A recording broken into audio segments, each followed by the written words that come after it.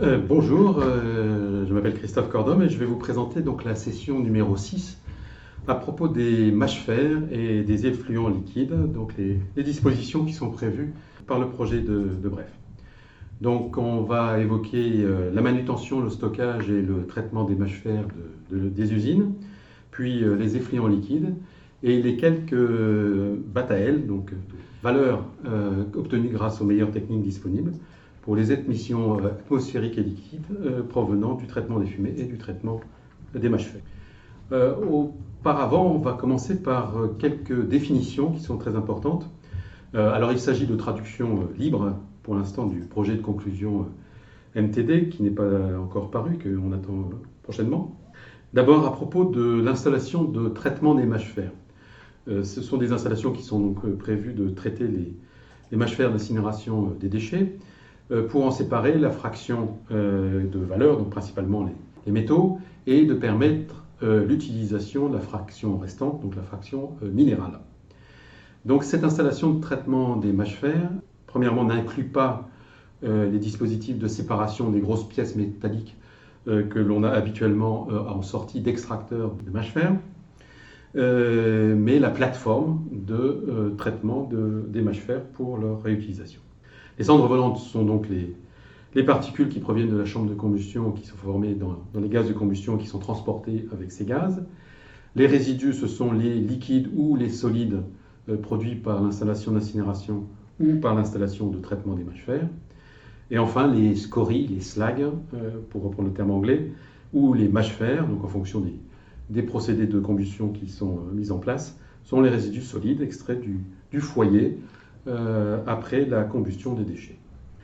La directive cadre des déchets prévoit dans l'article 3.14 aussi une définition du traitement, donc ce sont les opérations de valorisation ou d'élimination, y compris la préparation qui précède cette valorisation ou cette élimination. Par exemple, donc le D15, ce sont les stockages, numérotés donc de D1 à D14, mais qui n'incluent pas le stockage temporaire que l'on peut avoir sur un site. De la même façon, le R13, ce sont les stockages de déchets avant des opérations de valorisation, donc R1 à R12, à l'exclusion du stockage temporaire. Donc, ceci pour préciser que le stockage temporaire des mâches-fer que l'on peut avoir au sein d'une usine d'incinération de déchets n'est pas considéré comme un traitement. Donc, l'installation d'incinération va principalement être constituée par l'installation elle-même de combustion des déchets, mais aussi la manipulation des mâches-fer, le stockage temporaire et l'extraction des gros objets dont on a déjà parlé auparavant. À partir de cette installation d'incinération, les mâches-fer, après éventuellement transport, si c'est un site différent, on va se retrouver sur ce qu'on appelle en français plutôt une plateforme de traitement des mâches-fer ou une installation. On va avoir les opérations de criblage, de broyage, de récupération des métaux ferreux et non ferreux. Et cette fois-ci, donc les BATAL sur les effluents d'installation de traitement des mâches-fer seront sur cette installation.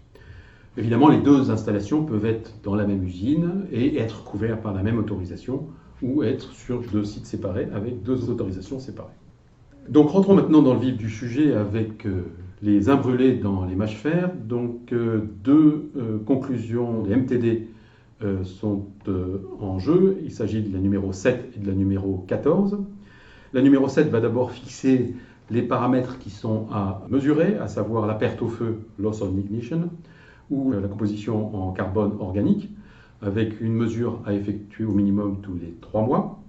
Et on peut faire soit l'un, soit l'autre, comme l'indique la note en bas de page.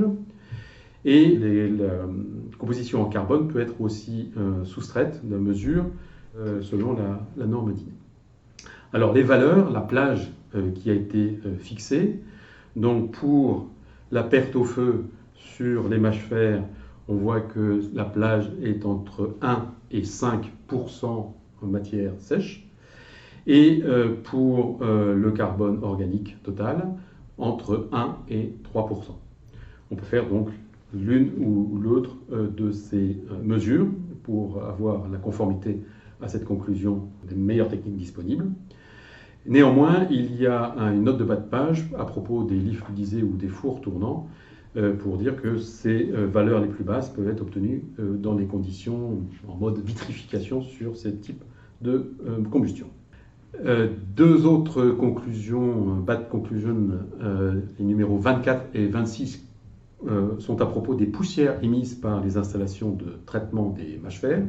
Tout d'abord, la BAT numéro 24 demande d'utiliser une combinaison appropriée des meilleures techniques pour réduire les émissions de poussière à propos des installations de traitement des mâches-fer. Donc on voit les techniques numéro T de A à E, donc pour avoir par exemple une aspersion d'eau, d'éviter d'avoir des stockages trop élevés et éventuellement de couvrir ces installations. Donc ce sont des techniques qui sont habituellement utilisées pour le stockage temporaire des mâches-fer. Et enfin, éventuellement, mettre sous dépression ou ce traitement des mâches-fer.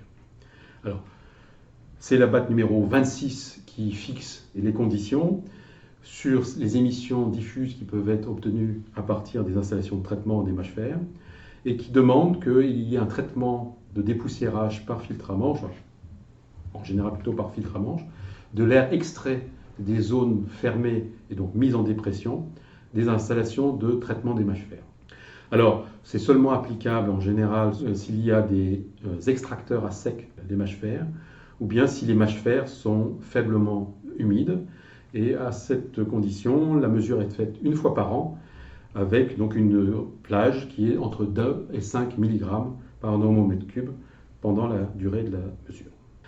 D'autres conclusions des BAT sont aussi applicables pour le traitement des mâches-fer, à savoir la numéro 35 et 36. La première, et qui a une grande importance, en particulier dans des pays comme la Grande-Bretagne, mais s'il n'est plus bientôt pour très longtemps en Europe, à savoir la séparation des mâches-fer des résidus de traitement des fumées et surtout des cendres volantes. Donc la BAT numéro 35 impose de les traiter séparément. Et la BAT numéro 36 demande d'associer une combinaison de techniques en fonction des propriétés dangereuses des mâches-fer éventuelles. Donc cette BAT numéro 36 est applicable uniquement pour les installations de traitement et non pas sur l'installation d'incinération par elle-même. À savoir donc les séparations des gros objets ne fait pas partie de cette BAT numéro 36. Et donc les techniques qui sont mises en place pour les plateformes de traitement des mâches-fer sont les techniques classiques que nous connaissons, à savoir le broyage éventuel, la séparation des métaux ferreux et non ferreux, la maturation des mâches-fer et éventuellement leur lavage si nécessaire. Et donc c'est une association de ces techniques qui est demandée par cette BAT numéro 36. Maintenant parlons un petit peu des effluents liquides. Les traitements sont différents en fonction des sources d'effluents liquides que l'on peut avoir sur les usines. Donc si on fait le distinguo entre l'installation d'incinération, on va avoir éventuellement des eaux provenant de l'extracteur à mâche-fer ou du stockage des mâches-fer. Il n'y a pas de BAT/AL, de mesures qui sont requises à ce niveau-là. De la même façon pour les eaux de pluie. Il y a par contre des mesures et des valeurs qui sont figées de BAT/AL pour les eaux résiduelles provenant du traitement des fumées, les effluents liquides provenant du traitement des fumées. Et on a de la même façon pour les plateformes de traitement des mâches-fer, sur les eaux résiduelles du traitement des mâches-fer, des BAT/AL qui sont également fixés. Donc en fonction des exutoires, on peut avoir soit des émissions directes, soit des émissions indirectes. Alors voilà le tableau un petit peu compliqué à lire sur les différentes BAT/AL des effluents liquides.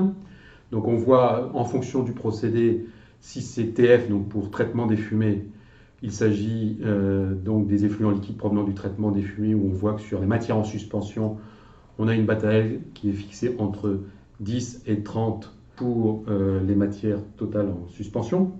Sur le carbone organique, on voit que pour le traitement des fumées, entre 15 et 40. Et pour les installations de traitement des mâches-fer, donc les installations qui sont entourées de rouge, ces valeurs sont également imposées pour les installations de traitement des mâches-fer. En ce qui concerne les métaux, uniquement, donc l'ensemble des métaux qui sont ici en vert concerne les effluents liquides provenant du traitement des fumées avec donc des valeurs, par exemple pour l'arsenic, entre 0,01 mg par litre d'effluent et 0,05 pour le eau de plage. sachant que la directive fixe une valeur de 0,15.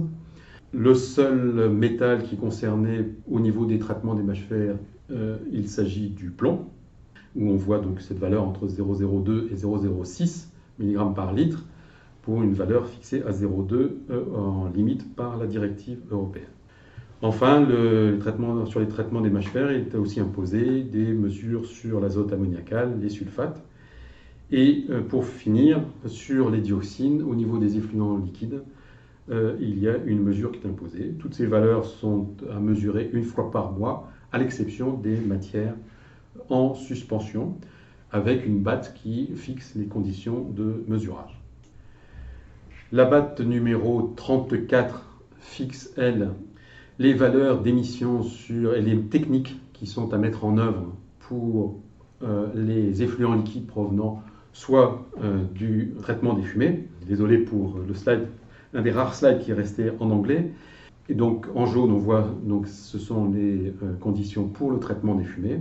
Et puis donc entouré de bleu, ce sont les installations de traitement des eaux. Et on voit ici toute la liste des techniques qui sont à mettre en œuvre.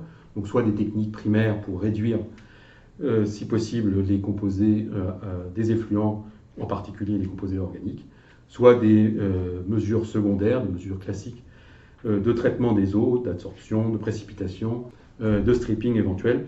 Et c'est donc une combinaison de ces techniques qui est à mettre en œuvre et qui sont exposées dans cette batte numéro 34. La batte numéro 32 demande de séparer les eaux provenant des différentes sources et d'avoir des traitements séparés de ces sources. Et la batte numéro 33, pour limiter donc la production d'effluents, demande donc d'utiliser, si c'est possible, ces technologies pour éventuellement, si cela est imposé, de réduire les effluents liquides. Alors cela peut être l'utilisation d'extracteurs à sec ou bien l'évaporation des effluents liquides dans les procédés de traitement des fumées. Je vais maintenant laisser la parole à mon collègue pour parler de l'efficacité énergétique dans la session numéro 7. Je vous remercie.